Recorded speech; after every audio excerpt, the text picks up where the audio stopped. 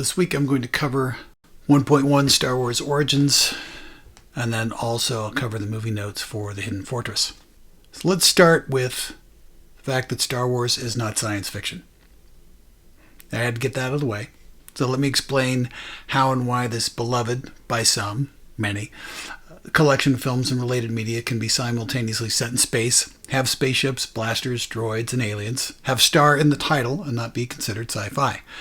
Science fiction utilizes those same topics and ideas in many cases, but it is required to deal with those topics and ideas and explain them in order to resolve major plot issues. If a sci-fi film has a spaceship, we need to know what its purpose is and exactly how it functions. Aliens need to have their physiology, sociology, and psychology discussed in painstaking detail in order for a film to make sense. And robots must have their relationship with humanity and consciousness examined through the process of potentially genocidal conflict. Science fiction has to focus on the science. Star Wars has plenty of science, but it is rarely, if ever, the focus. The films are really about the characters, their actions, and adventures, not the science. So in order for Star Wars to actually be sci-fi, some of the following things would have had to happen at some point. Han Solo explains to Luke exactly how the warp drive in the Millennium Falcon works and why it works great when it does, but can be unreliable at times. There would be an entire subplot to find a reliable repair shop that wouldn't sell them out to the Empire. Jabba the Hutt's species, planetary origins, and language are fully explored via flashback before Princess Leia strangles him with her own slave chain. C-3PO and R2-D2 tire of their roles as mechanical servants and sabotage the rebellion in order to conduct their own galaxy-wide droid revolt. Before crashing Luke's X-Wing fighter, R2-D2's last clicks and beeps explain his reasoning and express remorse for killing his master in the name of the droid jihad. Before handing over Luke's supposedly deceased father's lightsaber, Obi-Wan delves into a lengthy, semi-anecdotal recounting of the creation of the first saber and how it became the preferred weapon of the Jedi Knight. He might also explain who the clones were, the cloning process, and why there was a war fought with, by, over them, religious implications of beings without souls. Or Qui-Gon Jinn takes a blood sample of Anakin Skywalker to assess how many force-generating midichlorians he has swimming around in his body, thus convincingly explaining through science how the Jedi get their power. So Star Wars doesn't have to do this, and in that last case, it never should have, and it allows the overarching narrative contained in the three trilogies to move quickly usually, and concisely, mostly, in the manner of the other genres that the franchise borrows from in equal measure. So fantasy and or action-adventure, westerns, war and combat, samurai, jittageki, particularly those of Akira Kurosawa. There's a healthy chunk of these genres contained in Star Wars, and a few films that appear to be quoted and drawn from explicitly. The Magnificent Seven, the Western. So you've got Luke plus Obi-Wan plus Han Solo plus Chewie plus C-3PO plus R2-D2 plus Leia. That equals 7. Then you have The Searchers, another Western. The Crispy Bodies by the Door. That's a bad lip reading quote. But whenever Luke comes home and he finds his aunt and uncle had been killed by the stormtroopers, or allegedly by the Sand People. That is a direct visual quote from The Searchers. The Hidden Fortress, too many connections to mention here.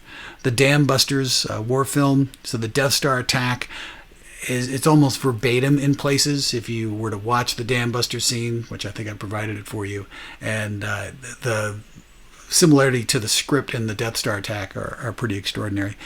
Flash Gordon and Buck Rogers serials. So those are two series that were adventures set in space without a lot of scientific explaining, and they definitely have the same kind of roll up at the beginning to put you into the story and give you all the facts you need before you get going. So put all this stuff in the blender and you get Star Wars. 2 robots lead a young man, a chosen one, to an old desert samurai wizard where he learns of his mystical destiny. After enlisting the help of a rogue gunslinger and his giant cookie monster sidekick, they rescue a feisty princess from a fascist military installation and save the galaxy. It should never have worked, but somehow it did. So here's a great article. I've got a link for it that explains it a little bit better than me. It's called Star Wars is a Postmodern Masterpiece. So next we're going to look at the notes for Hidden Fortress.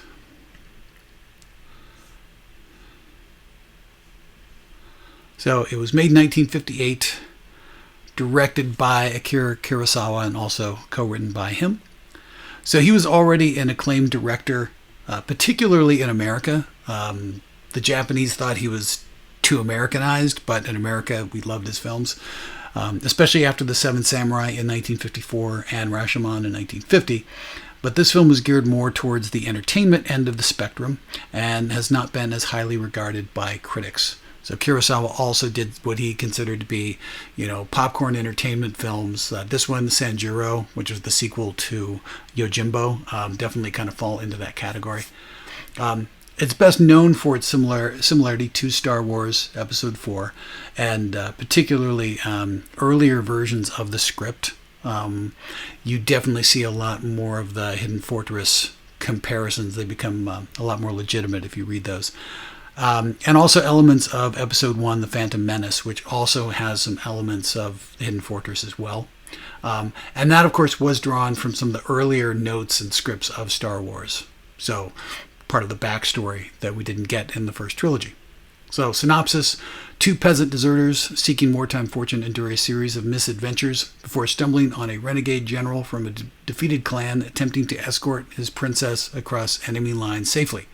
Although completely untrustworthy and practically worthless, the peasants aid the general in hopes of being rewarded with the princess's hidden gold. So this film is told from the perspective of the two peasants, Tahei and Matashichi, who, despite their lack of efficacy and their craven tendencies as well, they're kind of refreshing focal points for an adventure film. Normally you've got your hero who's running the show, and that's the focal point. But in this case, it's your two peasants here. It also features a badass samurai. So you've got General Rokuruda and the feisty Princess Yuki, who only yells at all times, which is kind of interesting. That he's endeavoring to keep her safe in order to rebuild their clan in safe territory.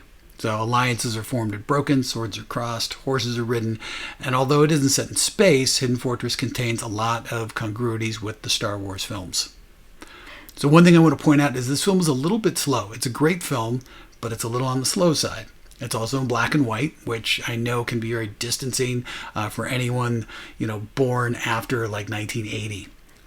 So I understand if some of you have trouble finishing it, but in order to be successful, I recommend watching it in 20 to 30-minute segments. Get some coffee, get a snack, leave, come back. So kind of watch it like a serial in a way, so that you don't get overly fatigued, because it really starts picking up towards the end. Okay, and then next week we're going to jump right into the actual franchise films after we've examined the influence this film has.